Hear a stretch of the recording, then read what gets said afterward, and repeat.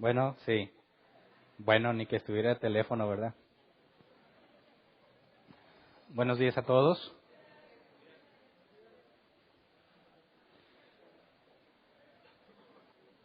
Hoy vamos a ver la última parte de nuestro estudio en cuanto a la doctrina del hombre. Estamos en el tema número 33. Desde que empezamos a estudiar los fundamentos, esta es la clase número 33. Estudiamos la doctrina de Dios, ¿verdad? A detalle. Empezamos a estudiar la doctrina del hombre y les recuerdo que estábamos intentando proveer de una respuesta bíblica a 4 preguntas principales: ¿de dónde vengo? ¿Quién soy? ¿Cómo soy? ¿Y a dónde voy? El domingo pasado nos enfocamos en estudiar la caída y vimos cómo todo descendiente de Adán y Eva tiene la misma naturaleza que ellos. Y este miércoles pasado, mientras el mundo celebraba el Día del Amor y la Amistad, nosotros estudiábamos buscando santidad con un grupo de personas que también les interesó la santidad y estuvieron aquí entre nosotros y estudiamos la depravación total. Y esa pregunta también, bueno, ese tema también respondía a la pregunta ¿cómo soy? Es decir, el domingo pasado y el miércoles nos enfocamos en responder ¿cómo soy? Eres un hijo de Adán y Eva y entendimos lo que pasó con Adán y Eva. Pero luego el miércoles analizamos a profundidad lo que pasó o cómo eres hoy en día a raíz de lo que pasó en aquel entonces con Adán y Eva. Y como para efectos del día de hoy vamos a responder la pregunta de ¿a dónde voy? Bueno, ahí ya no me quiero incluir ¿a dónde van? O ustedes o no sé quién, pero yo no quiero estar ahí. Vamos a estudiar lo que la Biblia enseña en cuanto al destino del hombre. El tema de hoy es destino. ¿A dónde va el hombre a raíz de todo lo que hemos estudiado? ¿A dónde van los hijos de Adán? Y quisiera hacer un breve repaso de lo que vimos el miércoles para usarlo como contexto de lo que vamos a analizar hoy. Vimos que al estudiar la depravación total, cuando decíamos que es total, nos referimos a que toda área del ser humano es corrupta. Y dejamos claras algunas cosas importantes para eliminar la confusión que se genera cuando alguien escucha la palabra total. Porque cuando escuchan depravación total, algunos tienden a pensar que estamos diciendo que eres tan malo como puede ser. Y dicen, no hay personas tan malas como otras. Por ejemplo, puedes hablar de Hitler, puedes hablar de personas muy malvadas y hay otros que no han hecho tantas cosas o cosas tan atroces. Quizás alguien que simplemente robó, dices, no podrías compararlo con Hitler. Dicen algunos, no creo que la depravación sea total, más bien tendría que ser gradual. Pero cuando hablamos de la palabra total en cuanto a la depravación, no decimos o no implica que eres tan malo como pueda ser, sino que no hay ningún área en ti que no haya sido afectada por la caída de Adán y Eva. Y demostramos bíblicamente que ni tus emociones, ni tu cuerpo físico, ni tus afectos, ni tus deseos, ni tus intenciones son libres de lo que sucedió en aquel entonces y cómo incluso toda la creación fue modificada. Entonces voy a resumir en ciertos puntos lo que vimos, porque es importante para el día de hoy. Vamos a Juan 8:34, dice, ciertamente les aseguro que todo el que peca es esclavo del pecado, respondió Jesús. Todo el que peca es esclavo del pecado.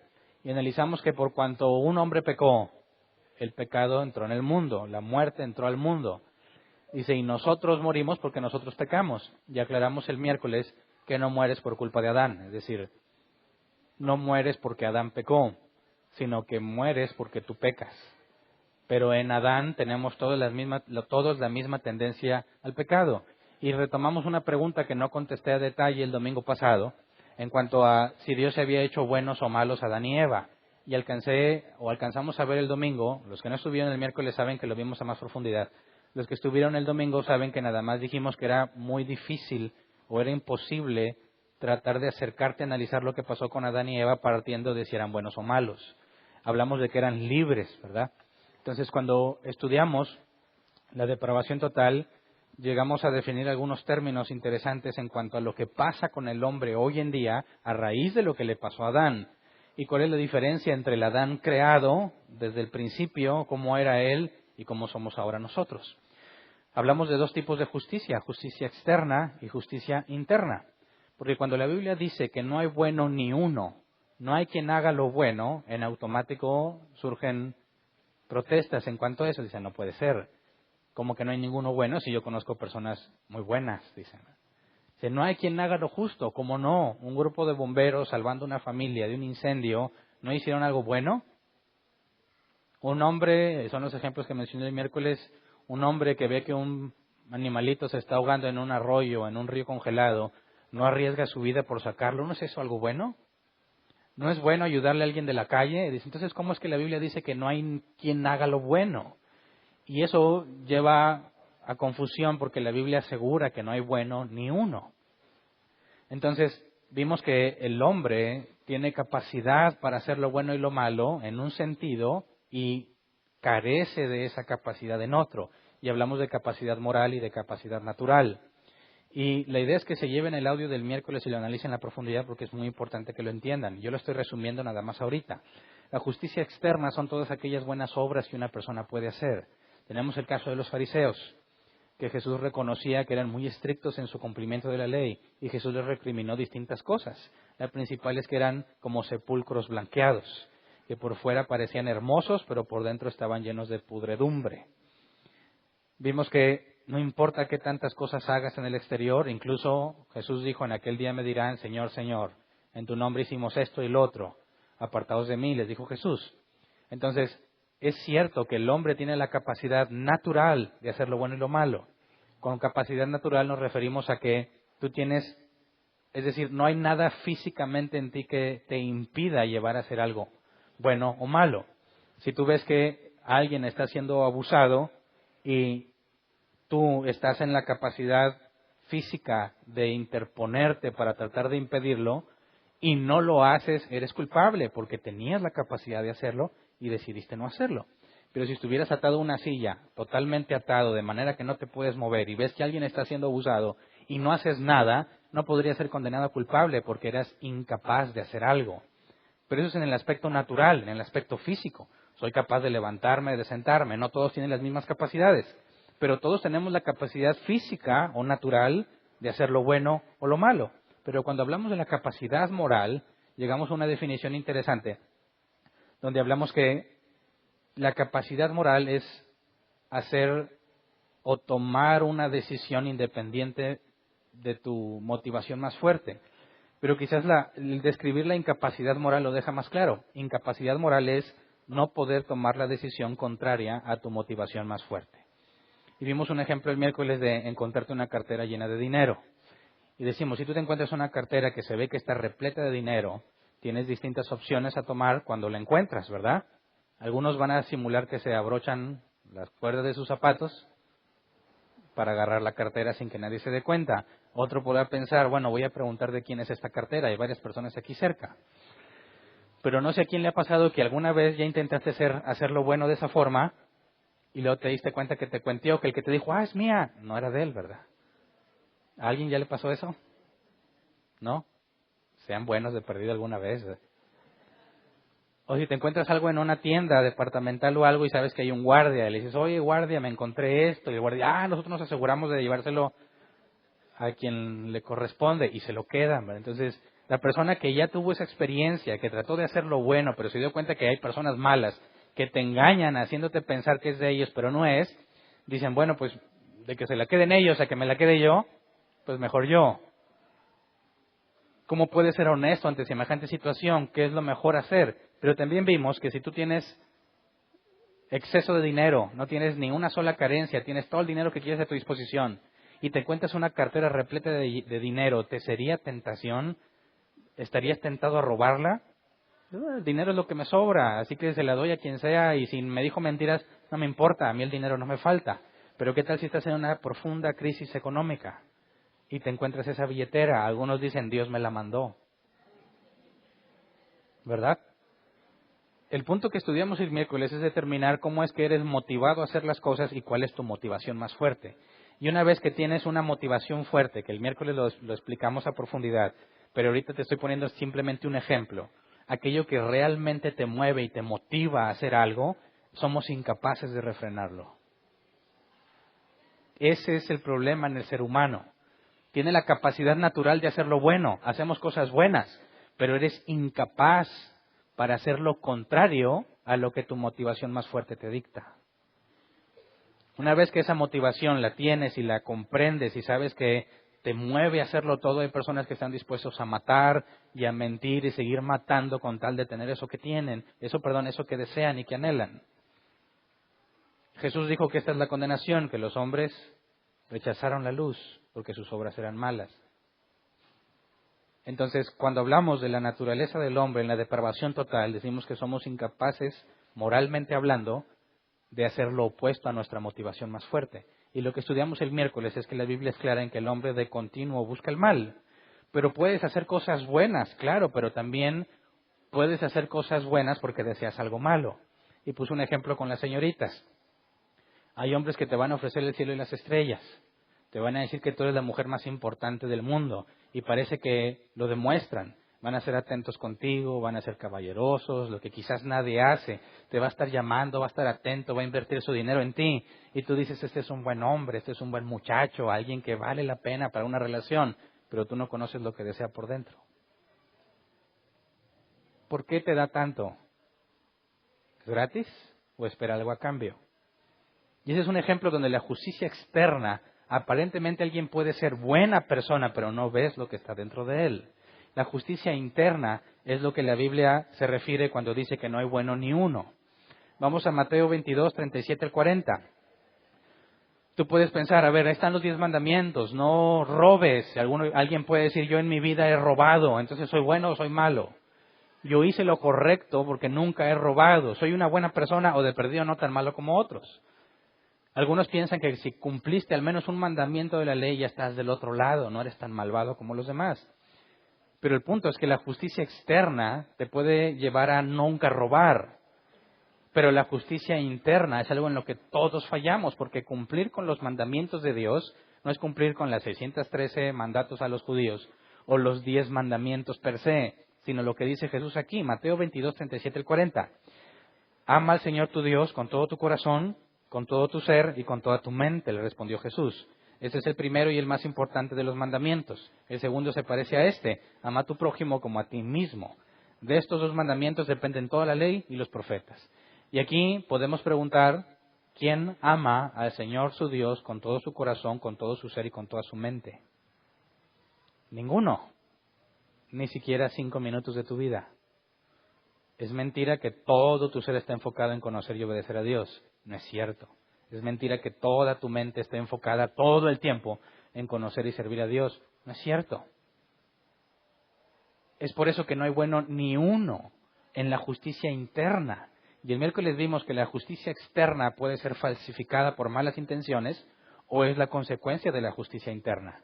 Porque cuando Jesús dice, ama a Dios y a tu prójimo, de aquí depende toda la ley, habla de que algo en ti, dentro de ti, el enfoque por estar haciendo lo correcto, genera la justicia externa, la cual es agradable a los ojos de Dios, y habrá recompensa. Pero todo aquel que por dentro no está enfocado en servir y en amar al Señor, todas las justicias externas, todas las buenas obras que puede hacer son como trapos de inmundicia. Entonces, el hombre tiene un problema muy, muy grave. Y es que es imposible para él refrenar sus más grandes anhelos. Cuando tú analizas la vida de una persona, en qué invierte su tiempo, qué tipo de cosas hace, en qué invierte su dinero, puedes aprender con claridad qué es lo que más anhela y qué es lo que más desea. ¿Verdad? Son las obras que haces lo que demuestra quién eres. Y cuando nos preguntamos sobre el destino del hombre, ¿a dónde va este hombre, hijo de Adán? Cuando hablo de hombre me refiero masculino y femenino. ¿A dónde va el género humano con esta naturaleza pecaminosa? ¿Cuál es el destino? Y la Biblia es clara en cuanto al destino del hombre natural, la condenación. Ahora, esto choca con la idea que muchos tienen acerca de Dios y de Jesús.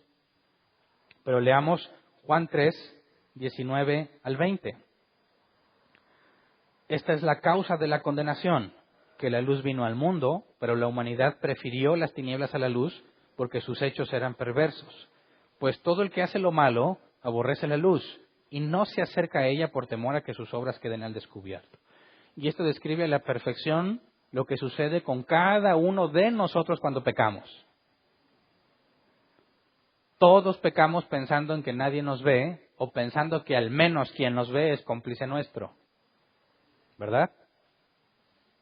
Hablo aquí de un cristiano, de alguien que se supone que nació de nuevo, aunque todavía no estudiamos a profundidad qué significa eso. Pero todos cuando pecan tenemos la sensación de estar ocultos.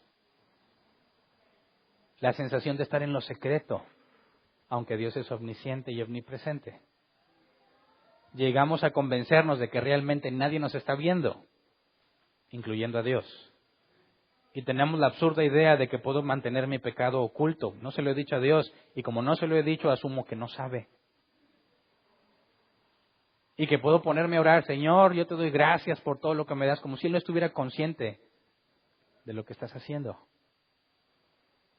Esta es la condenación. La palabra condenación en griego es crisis, de donde viene nuestra palabra en español crisis. Pero cuando nosotros hablamos de una crisis decimos, todo está mal, ¿verdad? Tengo una crisis financiera, no tengo dinero. Tengo una crisis amorosa, no tengo amor, o me va mal en el amor. Pero aquí la palabra griega para crisis, con K, es una decisión, juicio o sentencia, según la concordancia Strong. El diccionario Helps dice juicio haciendo énfasis en el veredicto. Ser declarado justo o ser condenado. Cuando dice Jesús, esta es la condenación, hace referencia a que hay un juicio previo y que esta condenación es el resultado de ese juicio. ¿Fuiste declarado inocente o fuiste declarado culpable? Y la palabra crisis viene del griego krino, que se traduce como escoger separando entre las cosas.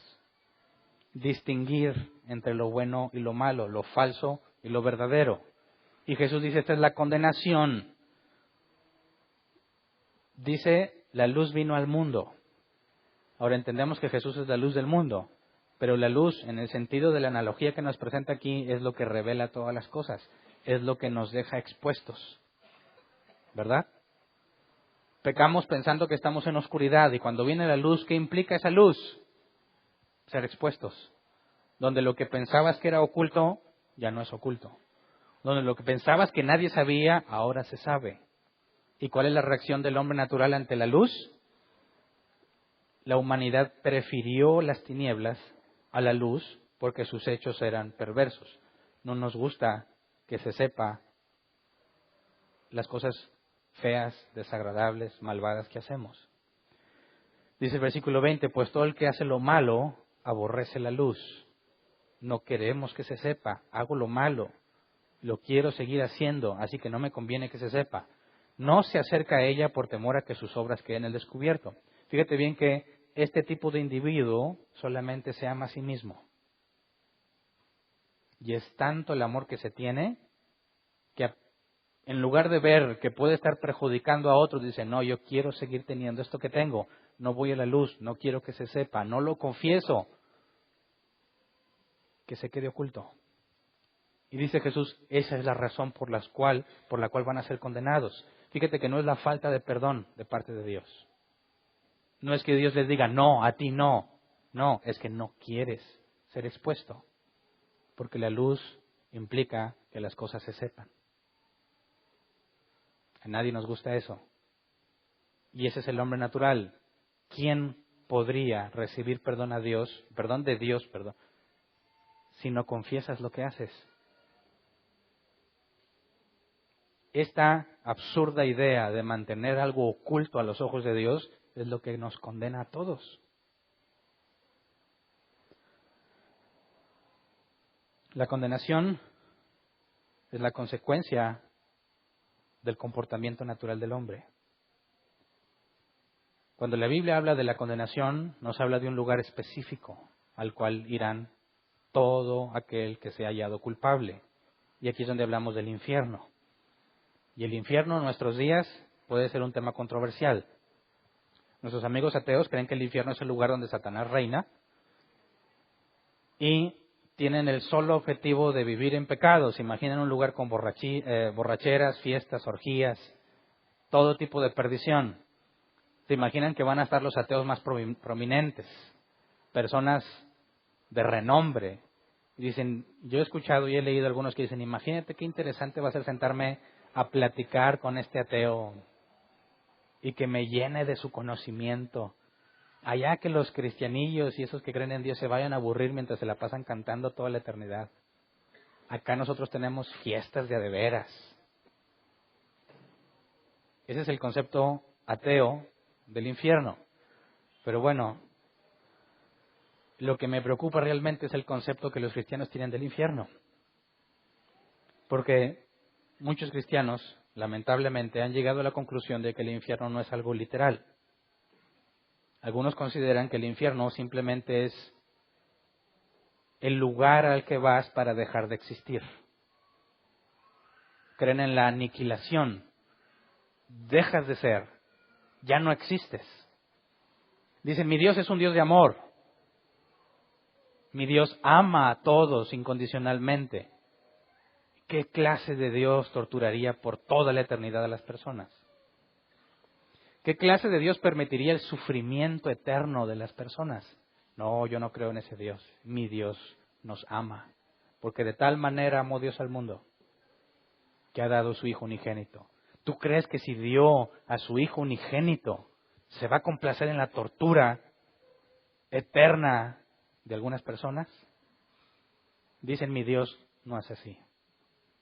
Y tienen razón. Su Dios no es así, porque su Dios no es el Dios de la Biblia. No sé qué Dios crearon a su imagen y a su semejanza, que piensan que Dios piensa como ellos. Dicen, yo creo que Dios haría, yo no creo que Dios haga, esa es su imaginación. Piensan que Dios es como ellos y que tendría el mismo criterio que ellos. Pero la Biblia desmiente y descarta totalmente esa teoría, descarta totalmente esa doctrina. Por eso es muy peligroso que los cristianos lleguen a la conclusión de quién es Dios basado en sus propias percepciones, en su propia experiencia personal, en lo que ellos esperarían que sucediera. Es absurdo. Todo conocimiento acerca de Dios, acerca del hombre, que el hombre tiene que tener o debe tener, debe provenir de la Escritura, para asegurarnos que estamos en el mismo pensamiento que Dios, que estamos entendiendo lo mismo que Él dijo que debemos entender. Nuestro estándar es la Escritura. Así que algunos dicen no hay infierno, es el lugar donde caes y desapareces, se acabó. Y ahí presuntamente resuelven el problema de un Dios tolerando tanto sufrimiento y si no lo tolera porque simplemente los desaparece. ¿Verdad? Y hay otros que se van al otro extremo, ¿no? ¿Cómo no? Sí existe. Y te vas a estar quemando siempre, vas a sentir así las llamas. Y Satanás y sus demonios van a estar con una especie de tridentes dándote de picotazos, azotándote, y algunos se van al infierno de Dante, donde hay demonios que te están torturando y castigando, y ahí vienen las visiones de estos, o supuestas visiones de estos hombres o mujeres que se dicen creyentes. Yo vi a Celina en el infierno, y vi cómo la torturaban, y cada vez que alguien canta la carcacha, en el que se ríe, escuchaba a Celina, ¿verdad? Todo aquel que escucha la carcacha provoca que le den un tormento a Celina. Y que Michael Jackson ahí anda haciendo su moonwalk con los demonios juntamente. No lo estoy inventando, ¿eh? Por ahí anduvo en internet mucho tiempo esa visión. Ahora, no niega la existencia del infierno, pero se va a otro extremo que no coincide con lo que la Biblia enseña. Por eso, cuando hablamos del destino del hombre, tenemos que analizar la Escritura para determinar dónde va, desde una perspectiva bíblica, y cuáles son los límites de la revelación. Porque Moisés dijo claramente, lo revelado es para nosotros, pero lo oculto pertenece al Señor. Y hay cosas que Él, de su propia voluntad, decidió mantener ocultas. Y lo más sabio que un hombre o mujer de Dios puede decir es, no lo sé, porque la Biblia no lo dice. ¿Me explico? Así que veamos qué es lo que la Biblia dice sobre el destino del hombre, en específico en el infierno. Cuando habla de la condenación, la Biblia es clara en que se va al infierno, y nuestra postura en cuanto al infierno tiene que proceder de la Escritura. Primero habría que reconocer entonces que Jesús habló más del infierno que del cielo. Todo aquel que piensa que el infierno no existe o que es un lugar donde dejas de existir tiene un serio conflicto con la doctrina de la boca de Cristo. Vamos a Mateo 25, versículos 29 y 30. Mateo 25, 29 y 30. Dice, porque a todo el que tiene se le dará más y tendrá en abundancia. Al que no tiene se le quitará hasta lo que tiene. y a ese siervo inútil échenlo afuera a la oscuridad, donde habrá llanto y rechinar de dientes. Y aquí está haciendo referencia al juicio sobre un individuo en particular que se decía siervo de Dios y que fue hallado mentiroso. Prueba de que el hecho de que alguien venga a la iglesia o se comporte como cristiano no significa que es un hijo de Dios. Este siervo malvado es echado fuera a la oscuridad, y aquí empezamos a poder sacar una serie de puntos que Jesús enseña sobre el infierno, o que incluso vamos a ver un poco más adelante como Pablo también toca estos temas. Y nos dice primero que el siervo inútil es echado fuera. Esto implica una separación, ¿verdad? Lo voy a ir apuntando.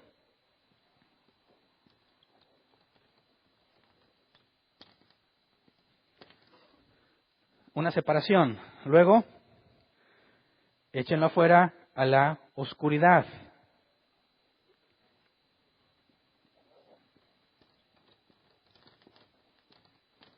Ahí será el lloro y crujir de dientes. ¿Por qué lloraría la gente que va allí? ¿Cuántos tipos de llanto puede experimentar el ser humano? ¿Alguien ha llorado de felicidad? ¿Sí? ¿Alguien ha llorado de dolor? Yo creo que todo el mundo. ¿Pero alguien ha llorado de odio? ¿Coraje? Que viene implícito un sentimiento de impotencia. Porque si nada más odias, pero puedes hacer algo, no lloras, te desquitas. ¿Verdad? Pero cuando odias y no hay nada que puedes hacer, es normal ver a la gente llorar de impotencia, de la cólera que sienten. ¿Verdad? ¿Qué clase de llanto es este? Llanto y rechinar de dientes. Primero vamos a Hechos 7:54 para ver un ejemplo de rechinar los dientes. Hechos 7:54. Al oír esto, rechinando los dientes, montaron en cólera contra él. ¿De quién hablan aquí? De Esteban. Y recordemos que Esteban fue llevado a juicio. Antes de que lo apedrearan fue juzgado. No se reunió la gente en la calle y lo llevaron a Esteban y lo decidieron apedrear. No. Fue llevado a comparecer. Y tú puedes leer Hechos 6 y Hechos 7, donde viene el discurso de Esteban. Cuando acaba de hablar y les deja ver con toda la escritura que están mal, es cuando rechinan los dientes en cólera contra él. Están ante un juicio, no pueden hacer nada hasta que sea juzgado, y están tan enojados con Esteban por lo que les acaba de decir que es verdad, que rechinan los dientes en cólera. Y lo que hacen es que no queda claro si se acabó el juicio o no, pero lo sacan y lo apedrean. Dejaron de resistirse y fueron y se desquitaron. Estos que van a ser echados fuera, que lloran y rechinan los dientes, ¿lo hacen de tristeza o de odio y cólera? Es odio y cólera, pero ¿contra quién? Contra el que los echa fuera. ¿Quién? Jesús. Este lloro y crujir de dientes no es autocompasión, no es conciencia de lo malo que fueron y que estén pidiendo perdón. Es que estallan en odio contra el que los está juzgando, porque no están de acuerdo, no les agrada. Los enviados a ese lugar odian a Dios, no son un grupo de personas que se compadecen unos a otros, son personas que odian al Creador, odian al que los juzgó. Vamos a Mateo 25, versículo 41.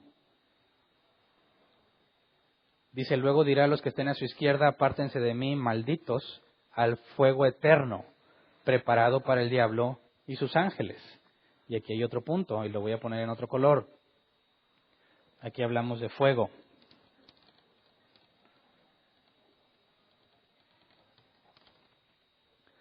Fuego eterno. ¿Preparado para quién? Para el diablo y sus ángeles. Ojo. La idea de que Satanás está sentado en su trono en el infierno y sus demonios administran sufrimiento Y por ahí varias imágenes en internet que hasta resultan graciosas, ¿verdad?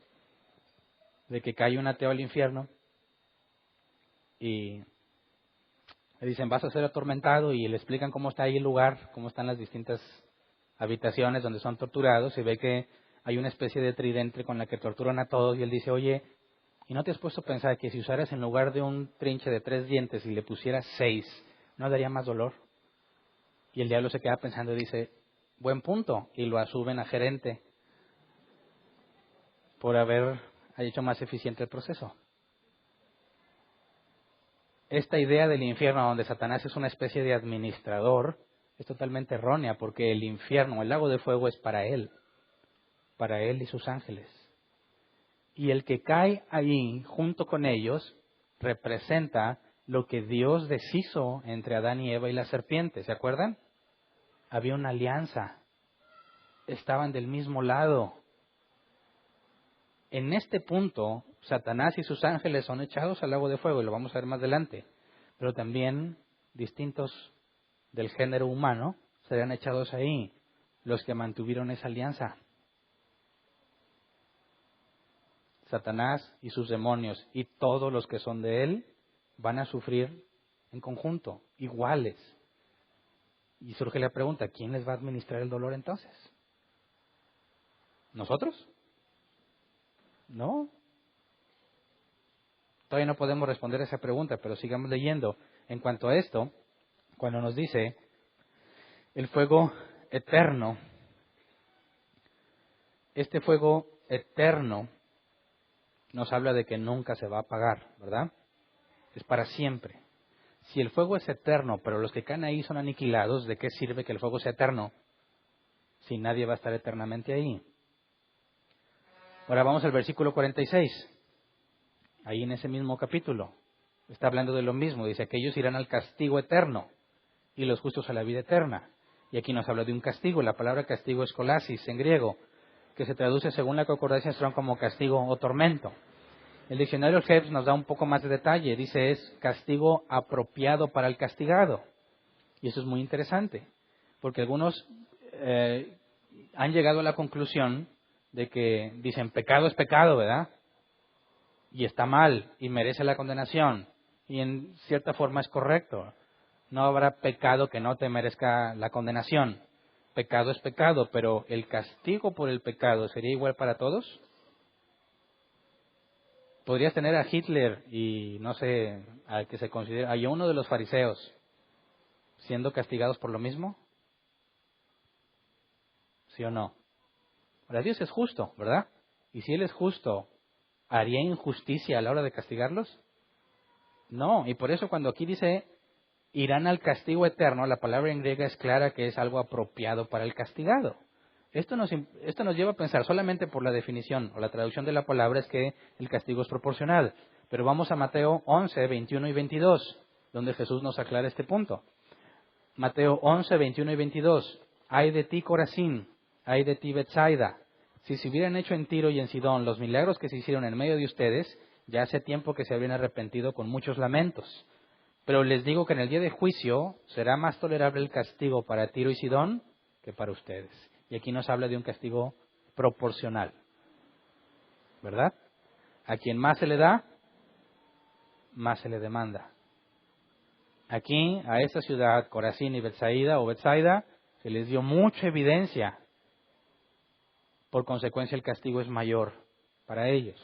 Esto nos deja ver que aún en el infierno, Dios es justo. Y va a castigar a cada uno según su obra. Pero entonces puedes decir, bueno, no, pues entonces está más tranquilo el asunto, porque tampoco he sido tan malo, ¿verdad? No va a ser tan grave mi situación. Bueno, esa conclusión solo es producto de la ignorancia. Porque tendrías que analizar cada día de tu vida, cada momento de tu vida, cada cosa que dijiste para determinar cuántas veces has pecado. ¿Cuántas crees que llevas? Ha habido personas que dicen, Hernán, de esta última semana no pequé ni una vez. Bueno, ya pecaste por mentiroso, ¿eh? La ignorancia da seguridad, ¿eh? Y mientras más conoces a Dios y a su santidad, más consciente eres de tu pecado.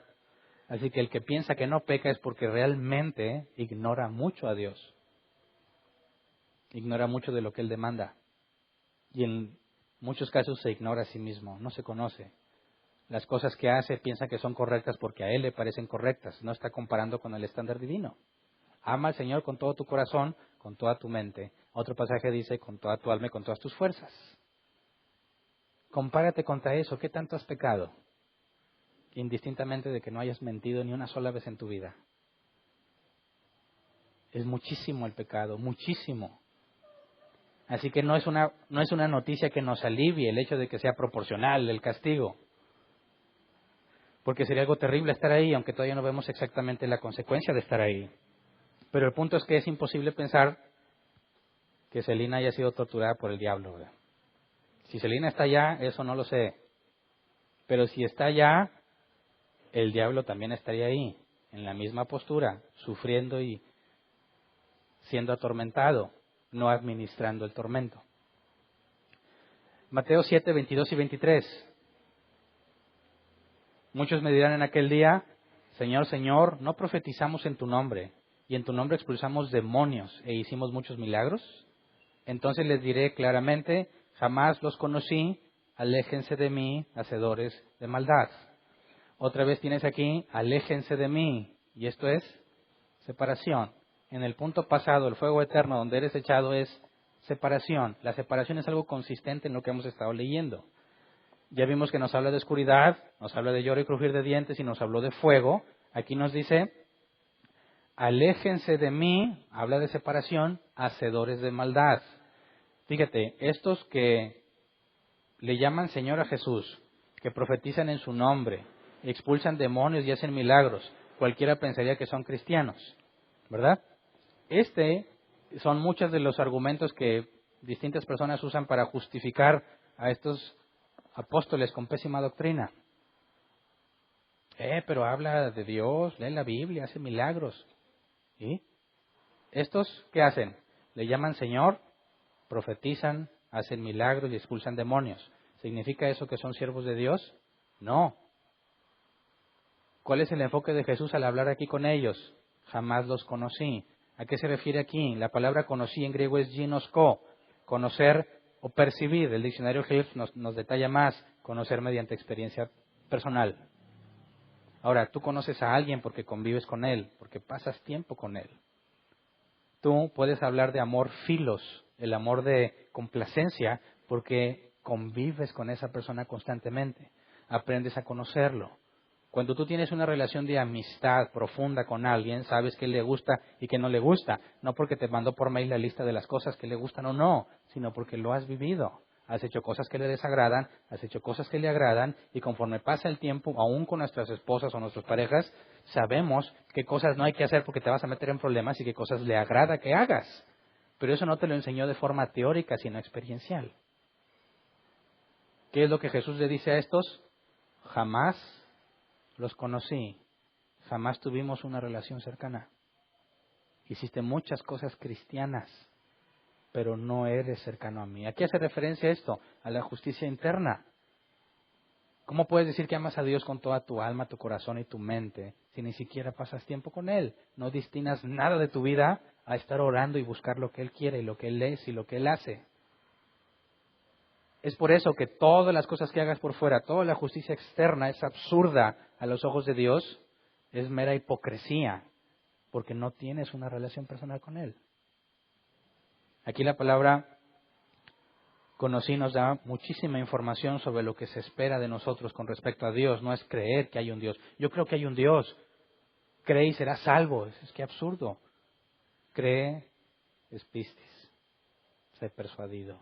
Y si estás persuadido que hay un Dios, ¿por qué vives como si no lo hubiera? La fe sin obras es muerta. Y este es un claro ejemplo. Así que venir a la iglesia no te hace cristiano. Hacer las cosas de los cristianos no te hace cristiano.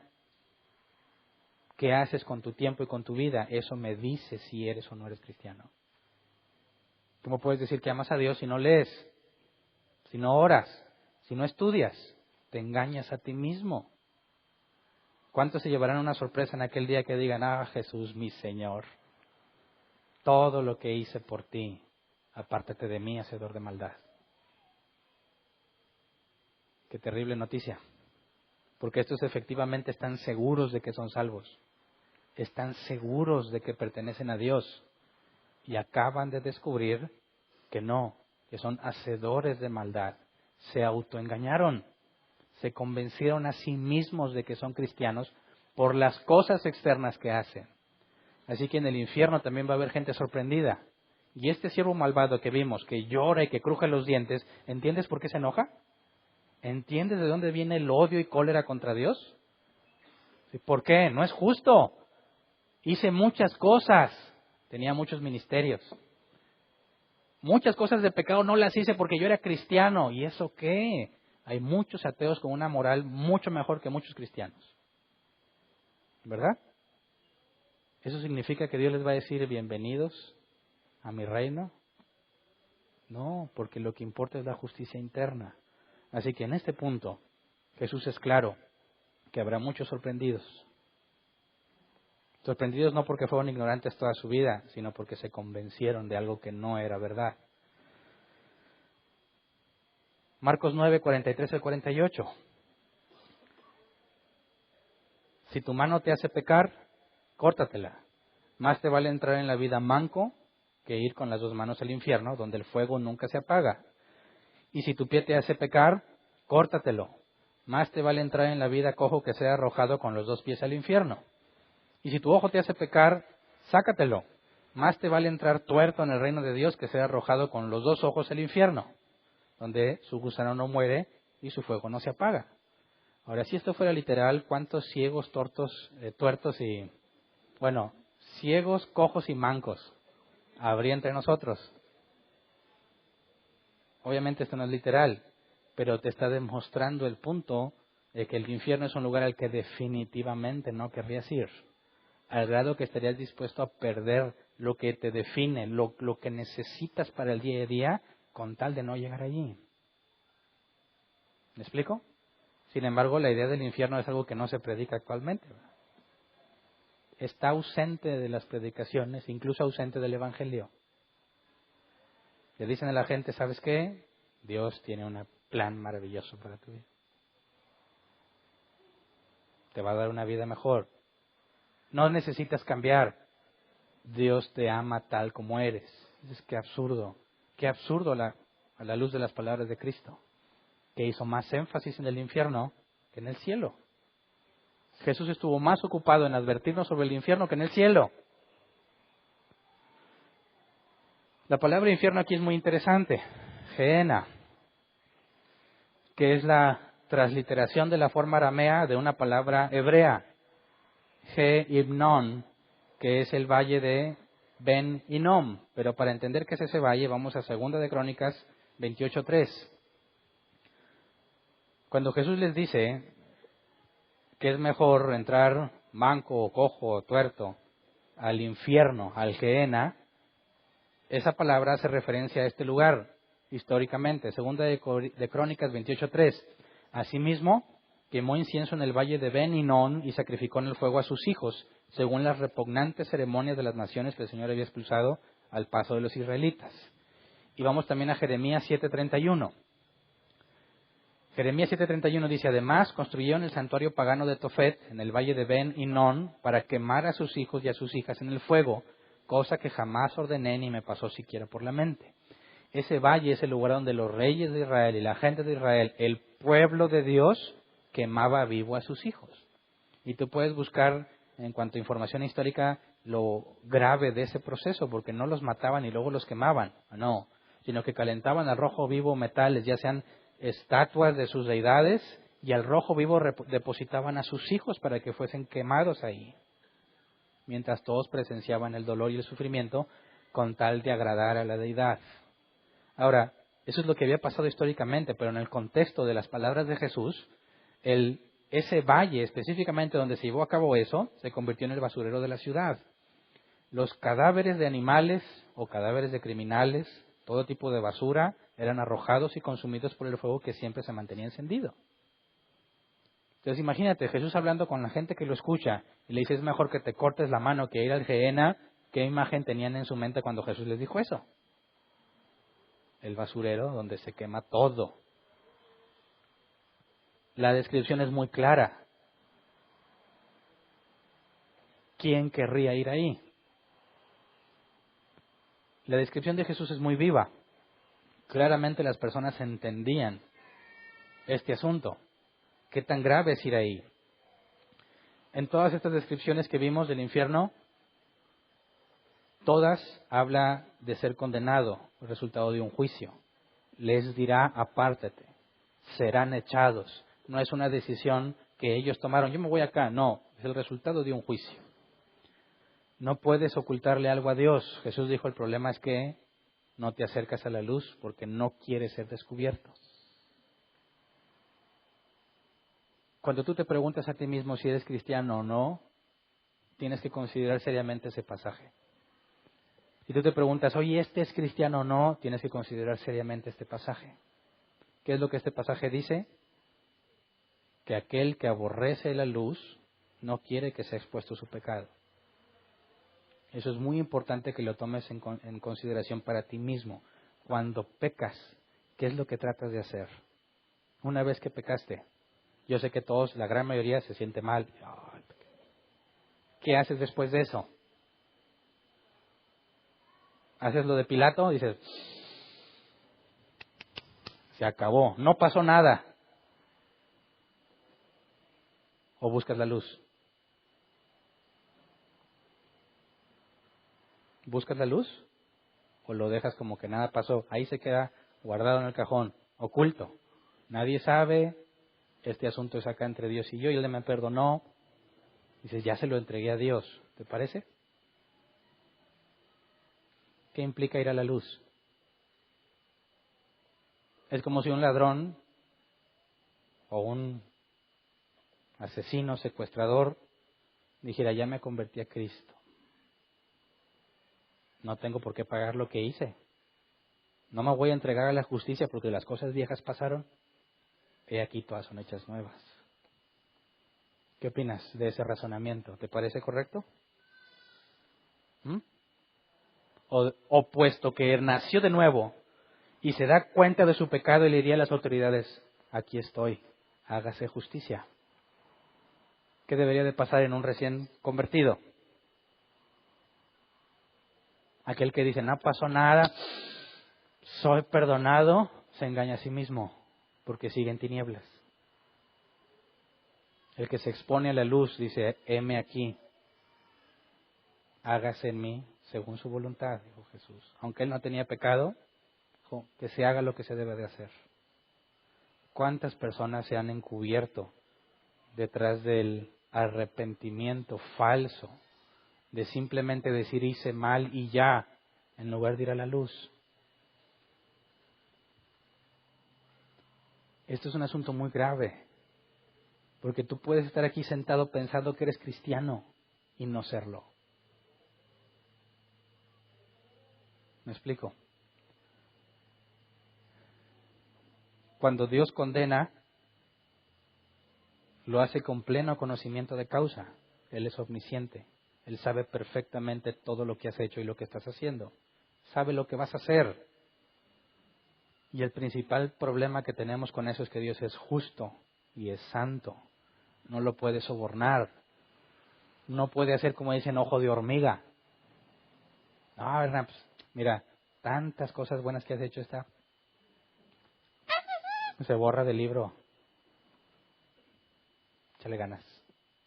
No puede ser. El problema no es que Dios no me quiera perdonar, el problema es que Dios es justo. Y como yo no quiero arrepentirme, yo quiero mantener las cosas ocultas, estoy condenado por su justicia, por su santidad, porque no lo puedes convencer de que haga lo incorrecto. Eso es lo que Pablo decía, horrenda cosa es caer en manos del Dios vivo. No porque se va a ensañar y con su omnipotencia te va a dar tu merecido, no, sino porque Él es justo y te va a dar lo que mereces. Ese es el problema, lo que mereces. No te va a dar menos de lo que mereces. Así que, ¿hablamos de un lugar literal o de un lugar donde las almas dejan de existir? ¿Qué opinas? O simplemente podemos decir que no existe ese concepto del infierno en la Biblia. Es literal, ¿hay un lugar o no hay un lugar? ¿Vas a dejar de existir o vas a estar eternamente? Habría que empezar a ver, quien tenga ojo y haya visto esto con un poco de lógica, creo que encuentra un problema, ¿no? Y de hecho intencionalmente marqué en negro esa palabra para que veas la contradicción.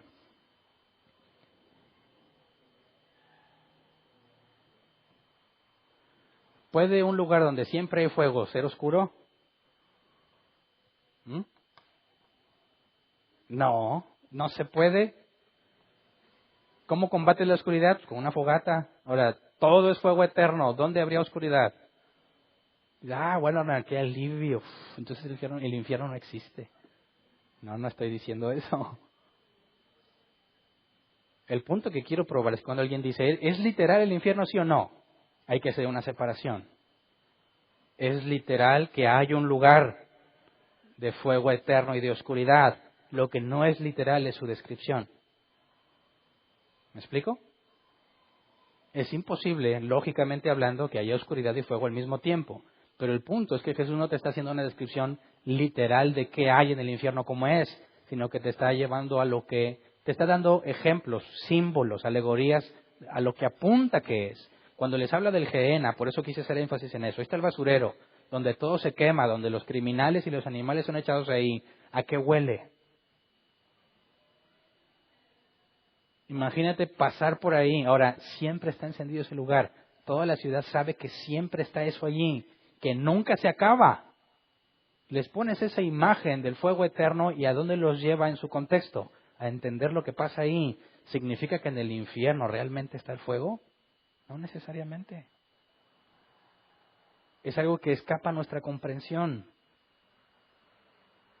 No podemos comprender totalmente lo que pasa allí y la Biblia no nos dice lo que está pasando ahí. Nos da muy vivas ilustraciones de lo que es y de lo que se va a sentir. Así que decimos, ¿es literal? Sí, es literal. Hay un lugar donde vas a ser, bueno, espero que tú no, donde van a ser torturados por la eternidad, pero su descripción es simbólica, apunta a lo que sucede ahí. Una cosa es clara, nadie querría estar ahí. Sin embargo, la gente prefiere seguir ocultando sus pecados. Prefiere mantenerse alejado de la luz. Es común que digan, mira, ahorita yo no quiero nada de Jesús. Ya cuando esté viejo me arrepiento. Justo antes de morir voy a decir, Señor, te recibo en mi corazón. Y va a resucitar sin jazz. Justo a tiempo. Eso es absurdo. ¿Dónde está la relación personal con Él? Señor, hice la oración de fe justo antes de morirme.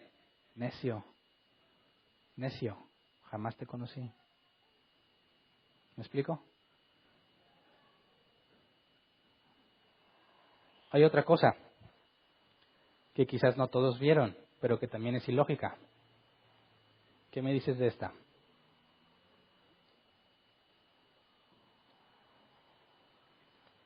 ¿Te puedes separar de Dios?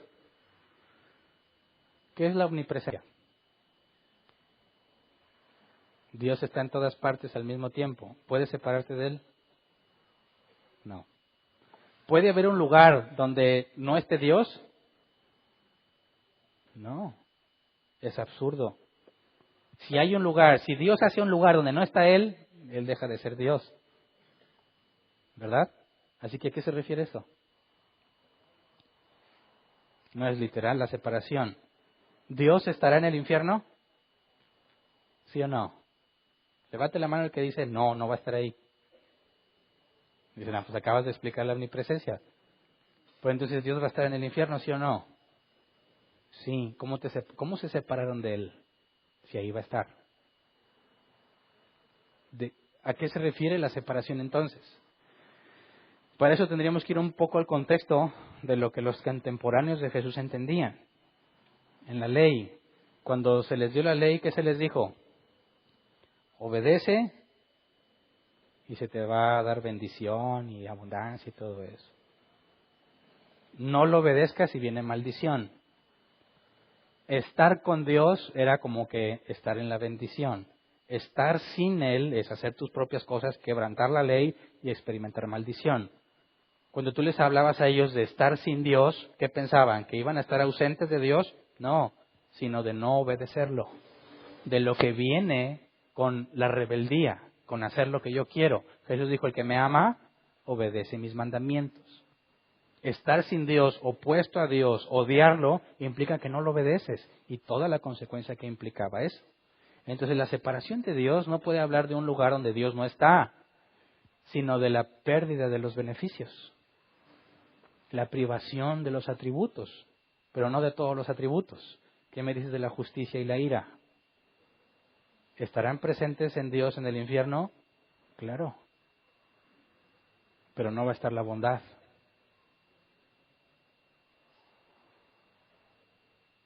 Eso es lo grave, esa es la separación. No significa que Dios no va a estar ahí. La gente del infierno estaría feliz si Dios no estuviera ahí.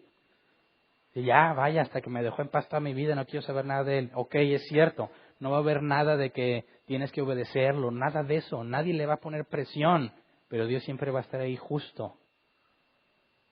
La ira, recuerden que es aborrecer lo que no es recto, y Dios siempre está airado con el pecador. ¿Qué es peor que tener siempre un Dios justo e iracundo? Administrando justicia. ¿Quién crees que puede haber alguien ahí atormentándoles y picándoles las costillas con algo? No, el terror para ellos es un Dios justo, santo, lleno de ira hacia el malvado. Así que es un horrendo lugar para ir. Aún hoy en día los ateos experimentan los beneficios de Dios, ¿verdad? La Biblia es clara. Hace llover sobre buenos y malos. Hace que salga el sol sobre justos e injustos. Los deja experimentar misericordia, ¿verdad? Incluso hay personas que no quieren nada de Dios, que no saben nada de Dios, claman a Dios por un milagro y Dios se los da, a pesar de que no sabían ni quieren nada con Dios. Reciben los beneficios, al mismo tiempo lo niegan y no saben de todo lo que están disfrutando aunque lo niegan. Pero aquel lugar no se compara. Dicen, este planeta, esta tierra es el infierno. No, claro que no. Esta tierra, por muy malvados que seamos los que estamos aquí, aún rebosa de la misericordia de Dios. Aún rebosa de la providencia de Dios. Pero en aquel lugar no habrá nada de eso. ¿Me explico? Ahora, ¿el infierno les va a dar un tormento físico o del alma? O sea, ¿va a haber algo que les duela? ¿O nada más se van a doler por dentro? ¿Sí me explico la diferencia, verdad? Dicen, algunos lloran por la mujer que los dejó. ¿Ese es un dolor físico o del alma? Aquí dicen, aquí me duele. Es físico del alma. O decir, bueno, ¿qué dolor experimentas cuando llegas a la clase en la escuela y resulta que había examen y no sabías y nadie te dijo? Claro que si te valen las clases no vas a experimentar ningún dolor, pero si te preocupaba tener un buen promedio, ¿se experimenta dolor o no? Cuando te das cuenta que hay un examen. ¿Cuántos todavía sueñan que llegan a su escuela y había un examen? ¿Nomás yo? Ay, que digo, tanto te traumaste en la escuela que lo peor que te puede pasar es que ¿estudiaste para el examen? ¿Cuál examen? Eso es un dolor, pero no es un dolor físico. Ahora, en el infierno, ¿qué clase de dolor van a experimentar? ¿Mm? Bueno, la respuesta bíblica es que no sabemos.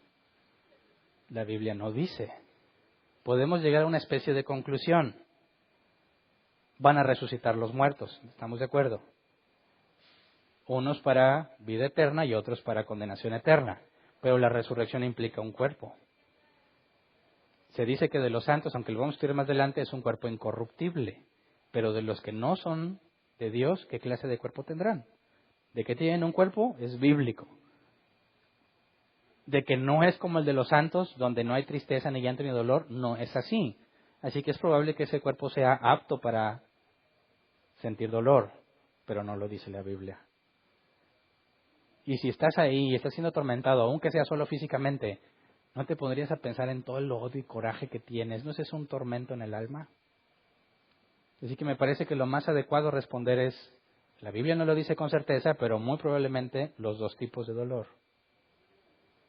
¿Verdad? Hechos 17, 30 al 31. Fíjate el Evangelio de Pablo, que es el mismo Evangelio de Cristo, el Evangelio de los apóstoles. Pues bien, Dios pasó por alto aquellos tiempos de tal ignorancia, pero ahora manda a todos, en todas partes, que se arrepientan. Él ha fijado un día en que juzgará al mundo con justicia, por medio del hombre que ha designado. De ello ha dado pruebas a todos al levantarlo de entre los muertos. ¿Qué estaba haciendo aquí Pablo hablando con los griegos en Atenas? Ninguno conoce de Dios, ninguno conoce de la Escritura. Está hablando a gente inconversa. ¿Y qué es lo que Pablo escoge para presentarles el Evangelio? El juicio venidero y un mandato divino. Dios manda que te arrepientas. No es una opción, es un mandato. Y si no te arrepientes, eres enemigo de Dios, eres rebelde a la voluntad de Dios.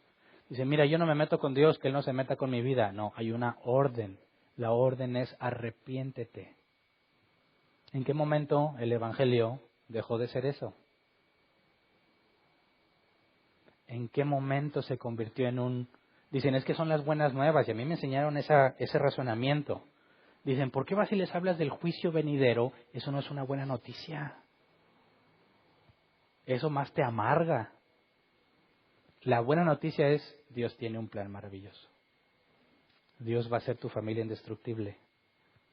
Dios va a acabar con tus problemas. Dios te va a sanar. Dice, eso es una buena noticia. Y pretenden ser bíblicos, las buenas nuevas. Demos las buenas noticias. ¡Qué absurdo! ¿Cuál es la buena noticia? ¿Cuál es la buena noticia del Evangelio? Que puedes ser librado de la ira de Dios. Aunque no te sane, aunque te quedes pobre toda la vida, aunque tu familia esté deshecha, aunque estés al borde de la muerte todos los días de tu vida, la buena noticia es que vas a ser librado del juicio venidero. ¿Qué se puede comparar a esa buena noticia? ¿El dinero? ¿La salud? ¿El bienestar? ¡Qué absurdo! Sin embargo, el evangelio de la prosperidad, del triunfalismo es lo que más se predica. Y dicen, pero funciona porque la gente va a la iglesia. Claro que la gente va a la iglesia porque están buscando que les des lo que les dijiste que les ibas a dar, pero no están buscando a Dios. Y cuando no lo reciban se van a ir y van a decir, ese cristianismo es una farsa. Nunca sané. No prosperé, el que prosperó fue el pastor. Yo no creo en las cosas de Dios. Dices, no, yo tampoco creo eso que te dijeron que es de Dios. Estamos en el mismo bando, yo tampoco creo eso. Porque no te enseñaron el evangelio bíblico. No te enseñaron el cristianismo bíblico. Así que tenemos que reconocer que cuando se predica un evangelio falso, estamos del lado de los incrédulos, diciendo, eso es falso, eso es absurdo, eso no es lógico, porque no es el evangelio lo que ellos predican. Cuando tú le ofreces el evangelio a una persona y él dice, yo no tengo nada de qué arrepentirme, yo soy una buena persona, eso implica que no le interesa. Y Jesús dijo, cuando vayan a una aldea y no lo reciban, sacude el polvo y avanza a la que sigue. ¿Qué implica eso? Que nosotros no estamos para convencer a la gente. Nosotros no estamos para salvarlos. No tengo que estar, ándale, por favor, por favor. No. Solamente aquel que ha nacido de nuevo va a buscar la luz. Solamente aquel que ha nacido de nuevo va a entender que está en peligro. Solo el que ha nacido de nuevo va a decir, yo quiero ser librado de mí mismo. Yo quiero ser librado de lo que Dios va a hacer porque sé que soy culpable. ¿Qué dijo Zaqueo cuando invitó a comer a Jesús a su casa? Que Jesús dijo, la salvación ha llegado a este hogar. ¿Qué fue lo que dijo? Delante de todos los presentes, si he robado. Fíjate, estaba confesando su pecado ante quién. No dijo Jesús, mira, a ver Jesús, ven. Fíjate que he cometido ahí errorcillos, ¿verdad? Todos lo hacen, no soy el único, todos lo hacen. Pero pues sí, agarré más, o sea, sí, me pasé. ¿Cómo le hago para quedar a mano? Pero aquí entre nos. No. ¿Qué fue lo que hizo Zaqueo? Con todos los presentes. Soy un ladrón, dijo. Soy un ladrón. Pero ya no más. Voy a devolverles con creces lo que les robé. ¿Qué dijo Jesús? La salvación ha llegado. ¿Por qué? Porque ya no se ocultó. Porque Zaqueo ya no se escondió. Se acercó a la luz a ser expuesto. No le importó lo que pensaran de él. Lo que le importaba es que Dios viera que a él quiere arrepentirse. Que quiere cambiar. ¿Una oración de fe te salva? No, si no hay arrepentimiento. Si hiciste la oración de fe después de estar arrepentido y de ser expuesto, no fue la oración la que te salvó. Y si la hiciste sin ese arrepentimiento, de nada te sirvió. Así que la oración de fe no salva. El que salva es Dios. Aunque nunca te enseñaron que tuvieras que hacer una oración. ¿Qué oración hizo Saulo? ¿Por qué no le dijo Dios a Ananías? Ananías, ahí está Saulo, háblale de las 4 leyes espirituales. Dile que haga esta oración. No. Porque Dios ya lo había hecho nacer de nuevo. Y había sido regenerado y transformado. El punto aquí es que el mandato es claro. Tienes que arrepentirte. Pero los únicos que van a responder a ese mandato son los que Dios les concedió ir a la luz. Romanos 2, de 2 al 11. Si no obedeces ese mandato, tu situación está clara. Ahora bien, sabemos que el juicio de Dios contra los que practican tales cosas se basa en la verdad. ¿Piensas entonces que vas a escapar del juicio de Dios, tú que juzgas a otros y sin embargo haces lo mismo que ellos? ¿No ves que desprecias las riquezas de la bondad de Dios, de su tolerancia y de su paciencia, al no reconocer que su bondad quiere llevarte al arrepentimiento? Eso es lo que yo les hablaba. Aún el ateo más ateo vive beneficiándose de lo que Dios le ha dado.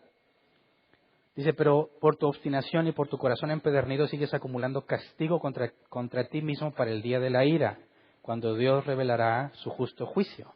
Dicen, ¿por qué a los malos les va bien? Algunos creyentes se quejan. ¿Por qué les va bien? Aquí dice, porque están acumulando castigo. La disciplina es para los hijos. La disciplina es para los hijos. Si tú eres hijo de Dios y estás haciendo lo malo, ¿qué va a pasar contigo? Te va a disciplinar. Te va a disciplinar. Si no, te va a dejar hacer lo que tú quieres. ¿Verdad? Dicen, ¿por qué le pasan cosas malas a la gente buena? Para empezar, no hay gente buena. Ok, ¿eres un hijo de Dios? No es tu justicia, sino la de Cristo. ¿Y por qué me pasan cosas malas? Porque estás siendo entrenado. Estás siendo preparado para que crezcas en santidad. Si el Hijo padeció, dice la Escritura, ¿cuánto más tú? ¿Verdad? Dices, yo soy cristiano porque todo me va bien. Aguas. Aguas. Porque eso mismo podría decir un narcotraficante. ¿Verdad? Un terrorista. Mira, todo está saliendo. Dios está conmigo. Es que absurdo. Sin embargo, así piensan los cristianos. ¿Verdad? Y luego empiezan a tener dificultades. El diablo me trae.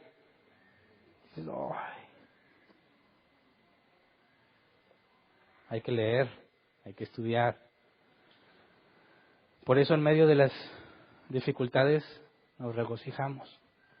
No sabes que me está yendo de la patada, pero no hay duda de que Dios me ama y que me está quitando todas esas cosas que no debería de tener. Y lo que más anhelaba, ya sea tu dinero, tu salud, tu carro, te lo va a quitar para que dejes de amar eso y lo ames a Él. Por favor, no digas que es el diablo. Eso es gloria a Dios. ¿Verdad? Dice, porque Dios pagará a cada uno según lo que merezcan sus obras. Versículo 6, versículo 7, Él dará vida eterna a los que perseverando en las buenas obras buscan gloria, honor e inmortalidad. Pero los que por egoísmo rechazan la verdad para aferrarse a la maldad, recibirán el gran castigo de Dios. Habrá sufrimiento y angustia para todos los que hacen el mal, los judíos primeramente y también los gentiles. Pero gloria, honor y paz para todos los que hacen el bien, los judíos primeramente y también los gentiles, porque con Dios no hay favoritismos. Así que el punto es claro, no obedeces el mandato, eres enemigo. acumulas ira para el día de juicio, acumulas castigo. Dios es justo y no va a dejar de ser justo. Por último, veamos lo que nos dice Apocalipsis, la descripción más clara que tenemos del juicio final. Dice Apocalipsis 20, 10 al 15, pero en la Reina Valera 60, que lo traduce mejor. Y el diablo que los engañaba fue lanzado en el lago de fuego y azufre, donde estaban la bestia y el falso profeta, y serán atormentados día y noche por los siglos de los siglos. Pausa. ¿Dejarán de existir el diablo y sus demonios? Aquí es clarísimo. En el lago de fuego y azufre, donde la bestia y el falso profeta, o sea, ahí hay más raza que cuando estudies Apocalipsis te vas a dar cuenta por qué están ahí, y serán atormentados día y noche por los siglos de los siglos. Vimos que el lago de fuego, o el infierno, o ese lugar de tormento era preparado para el diablo y los suyos. Pero ahí no acaba la historia, versículo 11. Y vi un gran trono blanco, y al que estaba sentado en él, delante del cual huyeron la tierra y el cielo, y ningún lugar se encontró para ellos. Y vi los muertos, grandes y pequeños, de pie ante Dios, y los libros fueron abiertos. Y otro libro fue abierto, el cual es el libro de la vida. Y fueron juzgados los muertos por las cosas que estaban escritas en los libros según sus obras. Y esto es lo peor que nos puede pasar, porque tú podrás pensar ahorita, ¿qué tantas cosas malas he hecho? Y ya se te olvidó lo que hiciste 3, 4 años atrás. Es más, muchos ya se les olvidó lo de la semana pasada. Pero Dios abre el libro y ahí está con lujo de detalle todas las cosas malas que hiciste. Todas. ¿Cuántos años tienes? ¿Cuántas acumulaste? ¿Quién podrá decir Dios, pero pues no es tanto? ¿Quién podría tratar de negociar con Dios ante semejante evidencia? Cosa por cosa, lo que hiciste y lo que dijiste, porque también la Biblia dice que seremos juzgados por toda palabra ociosa que salió de nuestras bocas. Así que ¿quién tiene esperanza de salir librado de ese juicio? Ninguno. Dice, versículo 13, y el mar entregó los muertos que había en él, y la muerte y el Hades entregaron los muertos que había en ellos, y fueron juzgados cada uno según sus obras. Y la muerte y el Hades fueron lanzados al lago de fuego, esta es la muerte segunda, y el que no se halló escrito en el libro de la vida fue lanzado al lago de fuego. Sin pachangas, sin borracheras, sin nada del folclore cristiano o ateo. Todos en su conjunto, diablo y demás, todos los que son de él, todos los que se aliaron con él, van a estar ahí en el mismo lugar. La única oportunidad que tienes es en vida. Hebreos 9, 27, así como está establecido, que los seres humanos mueran una sola vez y después venga el juicio. ¿Quién tiene la vida asegurada para el día de mañana? ¿Quién tiene la vida asegurada para dentro de una hora? Nadie.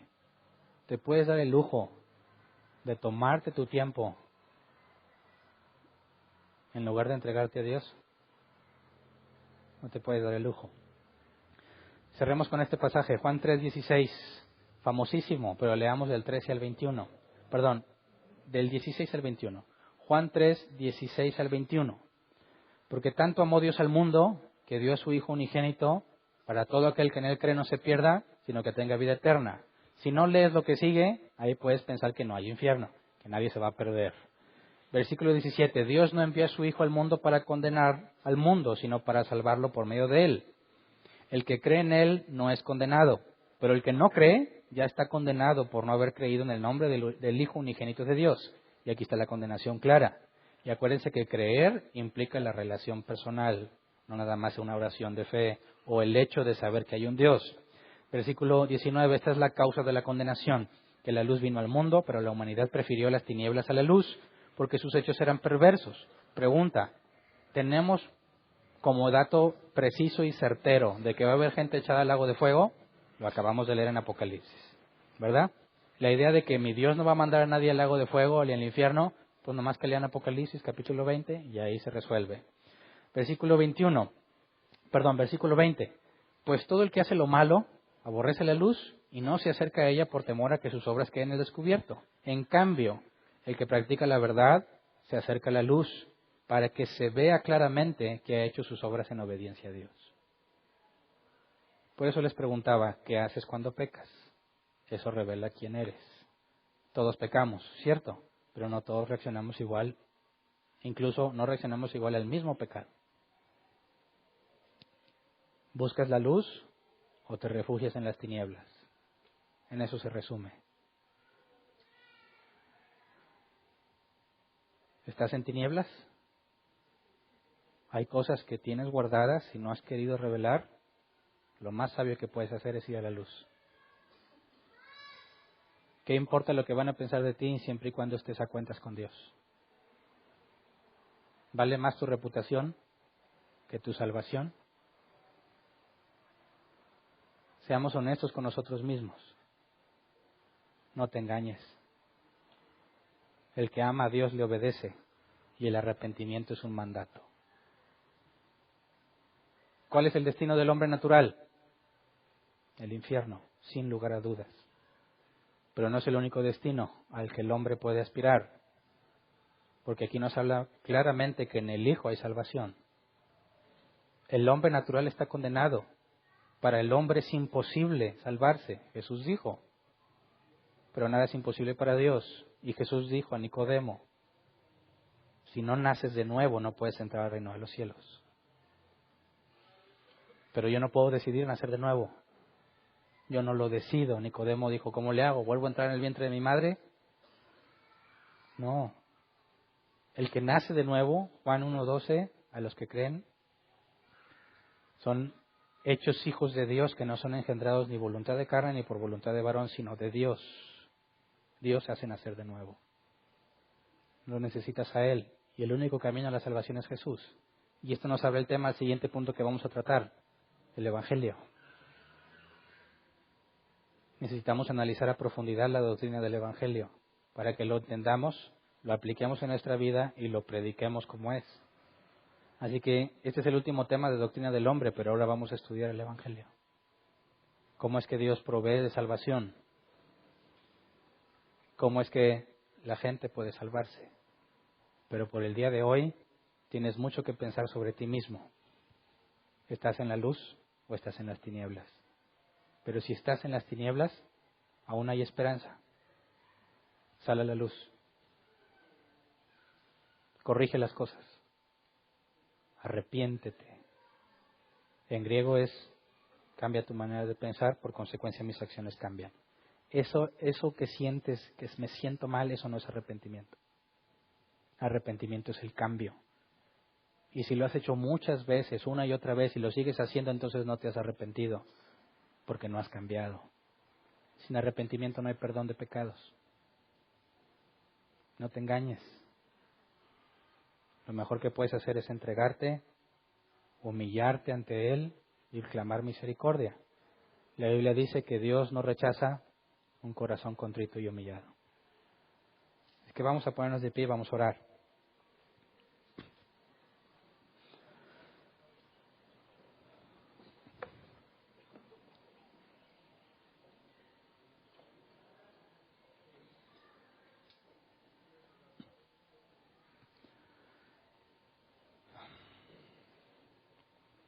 Tenemos mucho que ponernos a cuentas, ¿verdad? No nada más este día. Dime qué día puedes permanecer sin buscar arrepentimiento. Pero la Biblia dice que sus misericordias son nuevas cada mañana. Esa es nuestra esperanza y nuestro consuelo. No en que somos buenas personas, sino en que Él es fiel y justo para perdonar nuestros pecados, si los confesamos. Así que oremos juntos. Señor, queremos reconocer ante ti, Señor, nuestra grave condición. No hay forma en que podamos excusarnos a nosotros mismos. No hay forma en que podamos encontrar una justificación para el mal que hemos hecho. Y más aún, Señor, con todo lo que nos has permitido saber de ti y comprender de ti, nuestra maldad es mayor cada vez que decidimos pecar, porque no pecamos por ignorancia, sino con todo el conocimiento. Con premeditación, Señor. Sabemos qué es lo bueno y decidimos no hacerlo. Como dijo Pablo, somos unos miserables. Este cuerpo de muerte nos condena, Señor. Lo que queremos hacer, lo bueno que queremos hacer, no lo hacemos. Y eso malo que no queremos hacer, terminamos haciéndolo. Necesitamos que nos libres de nosotros mismos. No nos dejes tomar nuestras propias decisiones. No nos dejes disfrutar de nuestro pecado y nuestra rebeldía, Señor. Disciplínanos como hijos. No nos dejes sin corrección. Azótanos si es necesario, Señor. Si alguno de nosotros no se quiere cortar la mano, córtasela. Sácale el ojo, córtale la pierna, lo que tengas que hacer para poder estar la eternidad contigo, Señor. Nos despreciamos a nosotros mismos con tal de ganarte a ti. Nos negamos a nosotros mismos, tomamos nuestra cruz y te seguimos, Señor. Es lo que tú pediste para ser discípulos tuyos. Concédenos el arrepentimiento que nos guíe por tus caminos. Ya no veas nuestra maldad, Señor, ya no veas nuestro pecado. Lo confesamos ante ti, Señor. Por medio de Jesús, límpianos, Señor. Tu palabra dice que si nuestro pecado es rojo como la sangre, será emblanquecido como la nieve. Danos la evidencia de arrepentimiento que necesitamos, Señor, que ninguno de nosotros carezca de la evidencia que lo reconoce, que lo identifica como un verdadero hijo de Dios. No la prosperidad, no la abundancia, no la salud, sino la disciplina. Padre, sabemos por tu palabra que la disciplina no produce gozo en el presente, pero sí en el futuro. Queremos decir como Pablo dijo, que todo sea como estiércol con tal de ganarte a ti, Señor. Por tu misericordia te rogamos que nos perdones, que nos limpies de nuestra maldad. Padre, que tu gloria sea manifestada por medio de nosotros, no en que somos perfectos, sino en que tú nos limpias y nos perdonas. Y la gente se dé cuenta que realmente hay un Dios por nosotros, no por lo perfectos y los buenos que somos, sino por la misericordia que nos muestras. Porque ninguno es digno, Señor, de recibir la gloria más que tú. Ninguno es digno de ser alabado más que tú, Señor. Que digamos como Juan el Bautista, que nosotros menguemos para que tú seas exaltado. Que ninguno entre nosotros se sienta superior a sus hermanos, porque todos estamos sujetos al mismo pecado, a las mismas tentaciones. Más bien, gloriémonos en ti, Señor, porque tu poder se perfecciona en nuestra debilidad. Somos débiles, pero como dice tu palabra, somos fuertes en ti. Diga el débil, fuerte soy. Por medio de ti, Señor, todo lo podemos en ti que nos fortaleces. Concédenos, como Jesús dijo, no nos expongas a tentación, sino líbranos del maligno, Señor. Amén. ¿Pueden sentarse? Pasemos a la sección de preguntas. Si tienes una pregunta, levanta tu mano, te llevan el micrófono. Tenemos 15 minutos como máximo. Si tienes varias preguntas, te pido que hagas una pregunta, la que consideres más importante. Y si se acaban las preguntas y todavía hay tiempo, entonces puedes volver a preguntar. Pero por favor, para que ante la posibilidad de que haya muchas preguntas, limítate a hacer una pregunta nada más. Si haces varias, le estás quitando tiempo a otro. Si tienes otras preguntas y queda tiempo, con toda confianza puedes volver a pedir el micrófono y la tratamos de resolver. ¿Ok? ¿Alguien tiene una pregunta? Levante su mano. Ahí ya, a veces es nomás por distancia, no por quién la levantó primero.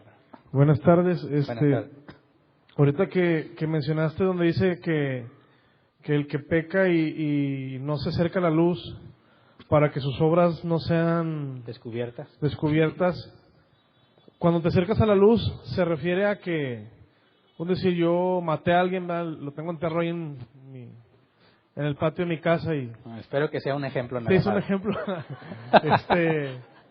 Tengo que venir aquí delante de todos mis hermanos. ¿Y saben qué, hermanos? Maté a alguien y lo tengo ahí enterrado. ¿Tengo que confesar o a qué se refiere con dejarlo de estar en la oscuridad? Mostrarlo a quien le debes de mostrar, ¿verdad? Porque tampoco se trata de que lo publiques a los cuatro vientos. Gente que ni siquiera... Es más, que a lo mejor ni le interesa si tienes al muertito ahí o no. Pero quien sí debe de saber, porque va a hacer algo al respecto, es las autoridades. Entonces, cuando alguien asegura que tuvo un cambio y un genuino nuevo nacimiento, no ocultaría su crimen, sino que se entregaría a las autoridades para que se haga justicia. Bueno, es que puse un ejemplo muy exagerado. Es decir, mentí, eché una mentira o... Bueno, no tienes que decirle a todo el mundo la mentira que dijiste, pero sí tienes que aclararle a quién le mentiste. Eso es sacarlo a la luz entre los que están involucrados, ¿verdad? La Biblia pone... con Dios, le reclamé algo a Dios. O sea, nada más, eso sí, nada más entre ellos. Sí. Si tú estás por dentro enojado con Dios, pues ve y acláralo con Dios. Pero si le dijiste a alguien, no, hombre, eso de Dios es mentira, entonces, y reconoces que te equivocaste, tienes que ir a llevar luz a donde llevaste lo opuesto a la luz, ¿verdad? Okay. Entonces, con la persona afectada, claro, a quien yo debería decir. Sí, si es un problema matrimonial, lo más sabio es dejarlo en los límites del matrimonio. Si vas y si lo dices a alguien más, ya estás complicando innecesariamente las cosas. Pero si ya lo hiciste, pues ahora hay que también, además de tu matrimonio, hay que ir a arreglar las cosas que dijiste que necesitan corrección. Gracias. Levante la mano los que quieren preguntar para que los ubiquen.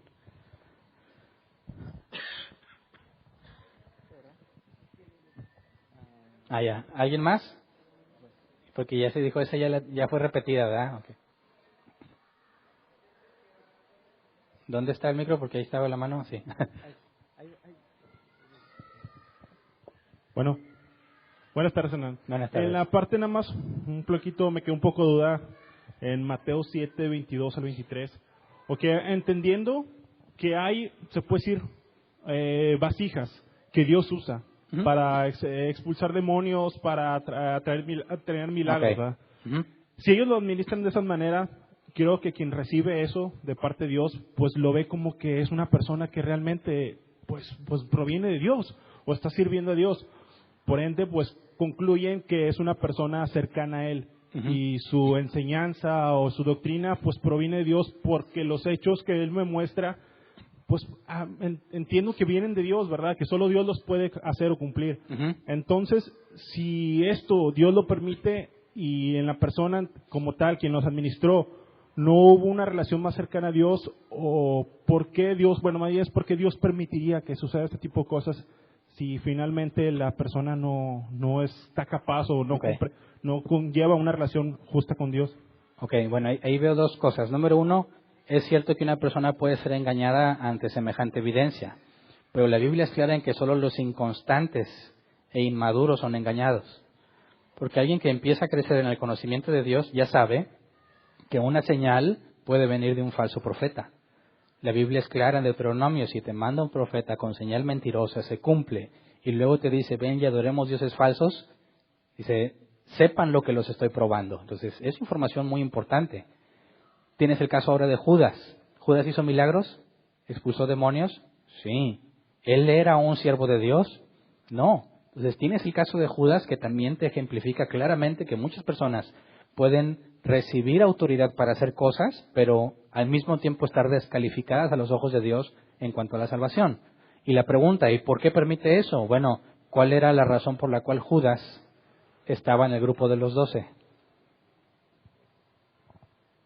Entregar a Jesús. Exactamente. Entonces la Biblia dice que aún el impío fue creado con un propósito. ¿Alguien más? Sí, a mí me viene a la mente ahorita lo que dijiste acerca de la relación que Dios quiere que tengamos, y en base a eso hay un arrepentimiento, un conocimiento de Él. Entonces, el caso del hombre que murió en la cruz junto a Él y que Él creo yo que no tuvo una relación personal con Él, sino que nada más hubo un arrepentimiento, ¿no? En su corazón. ¿Cómo es que Jesús lo perdona y le dice que, bueno, realmente Él va a estar en su reino cuando Él fallezca? Bueno, ahí había dos casos a considerar. La persona como el ladrón en la cruz, que murió pocas horas después de tener evidencia de haber sido regenerado. ¿Tuvo una relación con Jesús, sí o no? A mí me parece que sí, muy breve, pero sí. ¿Qué hizo él cuando los demás se burlaban de Jesús? Dijo, ¿te burlas de él? Nosotros estamos aquí justamente, pero él no hizo nada indebido. Jesús, acuérdate de mí cuando vengas en tu reino. Muy breve, pero hubo una relación. Sí. ¿Qué tan breve o no sería? Eso es de acuerdo al propósito de Dios, ¿verdad? Pero sí tuvo, en cierta forma, una relación con Jesús. Comunicación breve. Vaya. Pero hay otro caso donde no hay ningún tipo de relación con Jesús, que son aquellos cuando Jesús habla de los niños. Si un niño recién nacido muere, ¿va a ser condenado por su pecado? ¿Sí o no? No. Dices, para empezar, ¿cuál pecado? Si no ha hecho nada. Y si hizo algo como llorar, y eso quizás los papás dijeron, hombre, este niño nomás me hace daño, él lo hace inconsciente. Y al analizar la justicia de Dios, ¿Dios condenaría a ese niño por importunar a sus padres? Dices, no, pero si murió sin haber pecado conscientemente, la Biblia es clara en que el reino de los cielos es para ellos. Eso implica que Dios los hizo nacer de nuevo aunque no estaban conscientes. Porque si no naces de nuevo no puedes ir al reino de los cielos. Entonces, no hubo propiamente una relación porque no estaba ni siquiera consciente, pero el nuevo nacimiento sí tuvo que estar presente. En ese caso, Dios determina el qué pasará, pero vemos que la condición necesaria para la salvación es el nuevo nacimiento. Ya sea que mueras o que estés en etapas tempranas de tu madurez y no sepas muchas cosas, ese es un factor totalmente distinto. Eso no determina si eres salvo o no, sino el nuevo nacimiento. Ok, gracias. Quiera más adelante, en el tema del Evangelio, vamos a estudiar todo eso a profundidad. ¿Alguien más?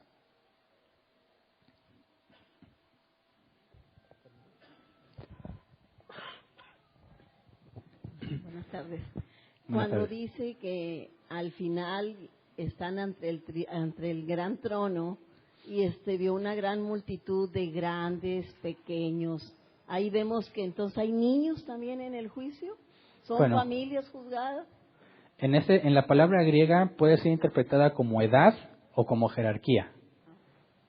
Todo implica, dado que si analizamos el tema de la resurrección y el tema de la eternidad, el concepto de edad ya no tiene sentido. Es decir, si resucitaron para eternamente estar en un lugar, no podrías hablar de ancianos o de niños.